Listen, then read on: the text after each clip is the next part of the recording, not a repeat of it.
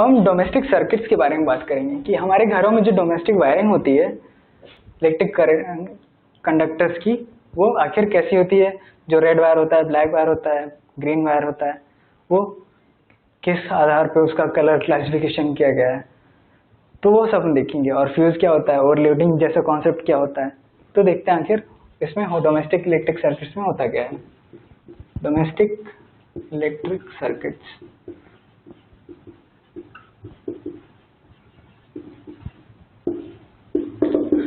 तो घरों में हम 3 वायर बेसिकली देखते हैं। पहला तो रेड वायर जो आता है, ये आपका लाइव वायर आता है, लाइव वायर होता है। और दूसरा जो होता है ब्लैक वायर, ये होता है न्यूट्रल वायर। और तीसरा जो होता है ग्रीन वायर, ये आपका अर्थ वायर होता है।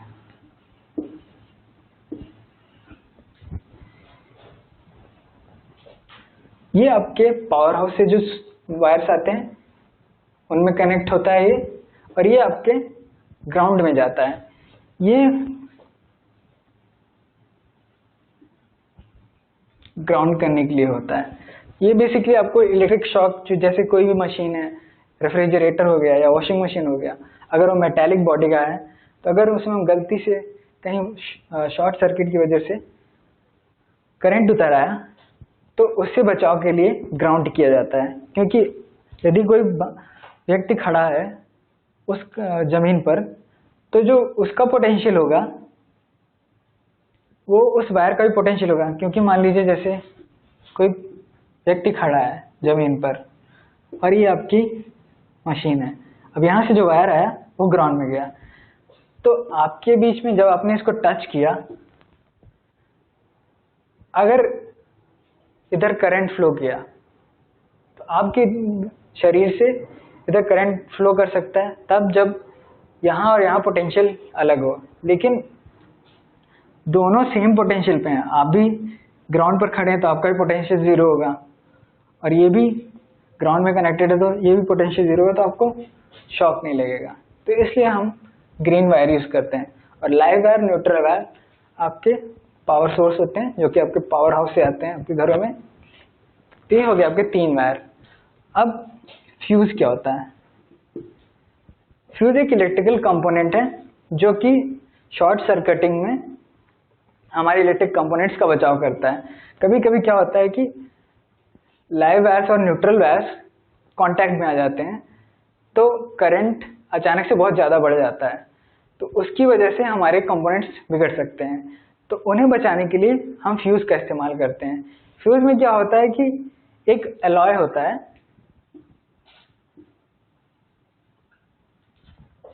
जो कि अगर इसको रिक्वायर्ड अमाउंट ऑफ करंट से ज़्यादा अगर करंट मिला तो ये मेल्ट कर जाता है। अगर ये मेल्ट कर गया तो ये कंडक्शन प्रोवाइड नहीं करेगा। मान लीजिए आपका ये कोई कंपोनेंट है, इधर से आपका 2 वायर आया, इधर से 2 वायर आ गया, ये आपका फ्यूज है। तो अब जब ज़्यादा करंट होगा, तो मान लीजिए यहाँ कहीं शॉर्ट सर्किटिंग से करंट की वैल्यू बहुत ज़्यादा हो गई, तो क्या होगा कि फ्यूज आपका मेल्ट हो जाएगा, तो अभी इधर करंट नहीं जाएगा, तो आपका ये कंपोनेंट बच जाएगा। तो फ्यूज का बेसिक यूज होता है आपके कंपोनेंट्स को हाई इलेक्ट्रिक करंट जब सप्लाई हो रहा है बचाने के लिए।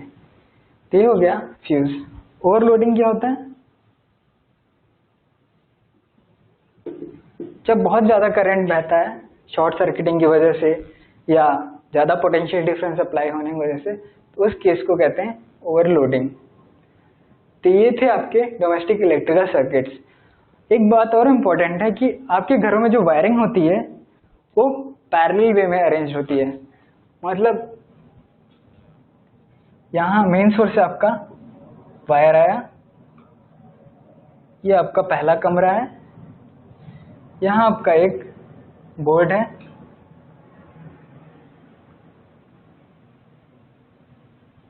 यहाँ आपका एक पंखा लगा हुआ है,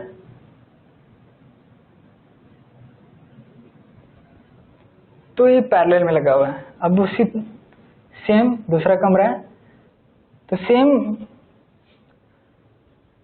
यही पोटेंशियल इधर भी आएगा।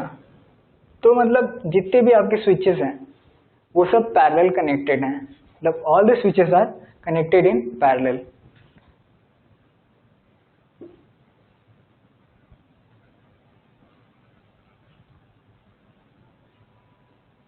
एक दूसरे घर में दूसरे कमरे में आपका लगा हुआ। तो बेसिकली कहना क्या था कि पैरेलल कनेक्शंस होते हैं आपके घरों में, ना कि सीरीज कनेक्शन। कि पैरेलल कनेक्शन से हर कंपोनेंट को सेम पोटेंशियल डिफरेंस मिलेगा, अगर सीरीज में करेंगे तो हर कंपोनेंट को सेम पोटेंशियल डिफरेंस नहीं मिलेगा। तो ये था आपका डोमेस्टिक इलेक्ट्रिकल सर्किट्स और magnetic effects of electric current. Thank you.